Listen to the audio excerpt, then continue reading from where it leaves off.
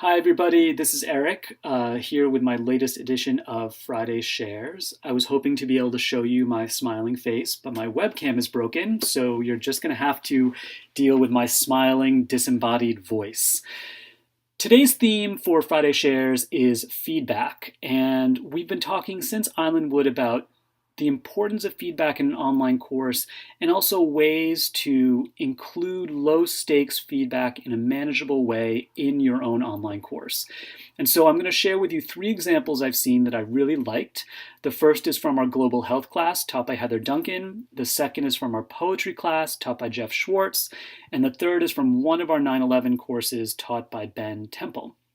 And I'm going to start with Heather's use of a discussion forum in global health. Heather's prompt for the kids was to discuss social determinants of health in a discussion forum. She gave them very specific rules about how they should post and then how often and what they should respond with.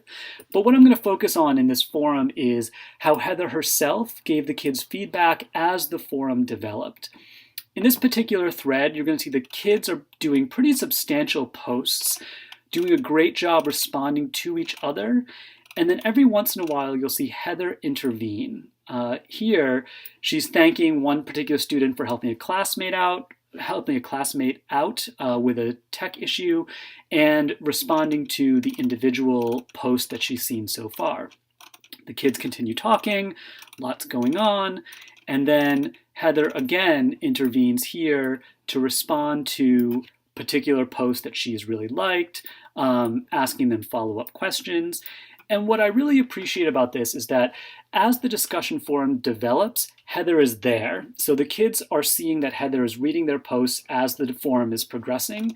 What I also like is that Heather is not responding in a lot of depth. What she's doing is putting short, quick little feedback in to show the kids that she's watching and to acknowledge that the kids are working. And I think that this is a great way to give low stakes, small feedback in a way that has a lot of benefits for the student.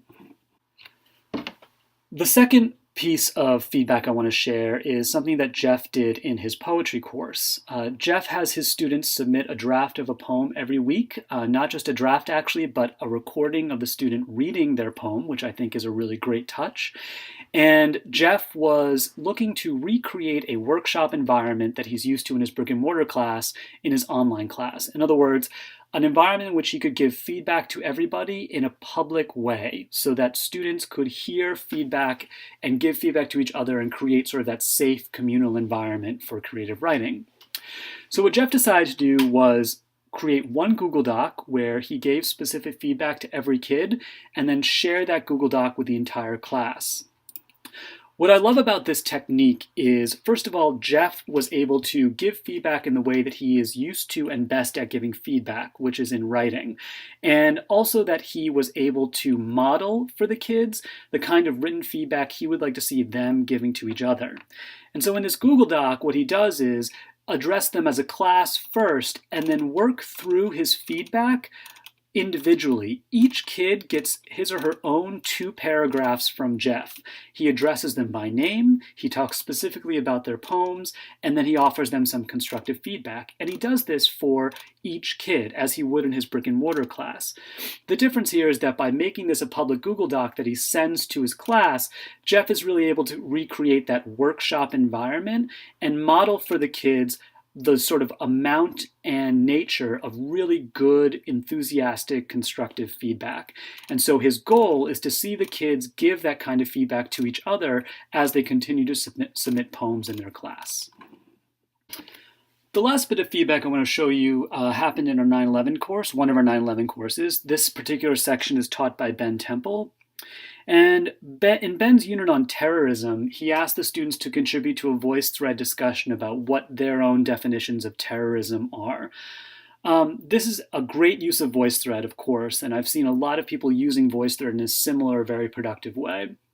What I liked about how Ben handled this VoiceThread is the way in which he gave the kids feedback on how they did. And so after he gave the kids some time to contribute to the voice thread, he created this video, and I'm going to play you just a little bit about it, but you'll notice a little bit of it. You'll notice from the title that it's called VoiceThread Debrief Terrorism Unit, and that's sort of the nature of what Ben's talking about. Good morning, everybody. Thanks for your work on the VoiceThread. It's been great to hear your comments, and I've been particularly impressed by the sort of historical background that many of you are bringing to this definition of terrorism, the nod to religion and politics as motivators, and of course the goal being for much of terrorism to strike fear or to inspire some kind of change, and it's usually a tool of the disenfranchised. We're going to talk about that in much more detail.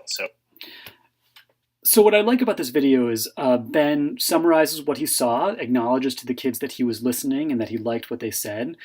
He goes on to talk to them about VoiceThread as a tool in general and helping them get used to it as a tool for more serious discussions later.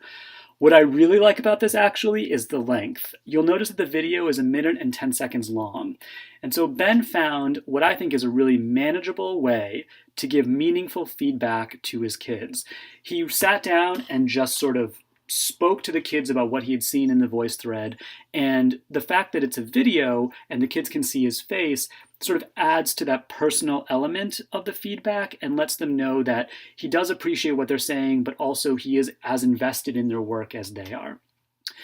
And so what I hope you've seen from these 3 examples is manageable ways to give great feedback to your students and keep them engaged. I would love if in the comments section you would share your own questions or thoughts about what makes for good feedback, and even share what you do in your own classes. Thanks for listening, everybody. Have a great weekend.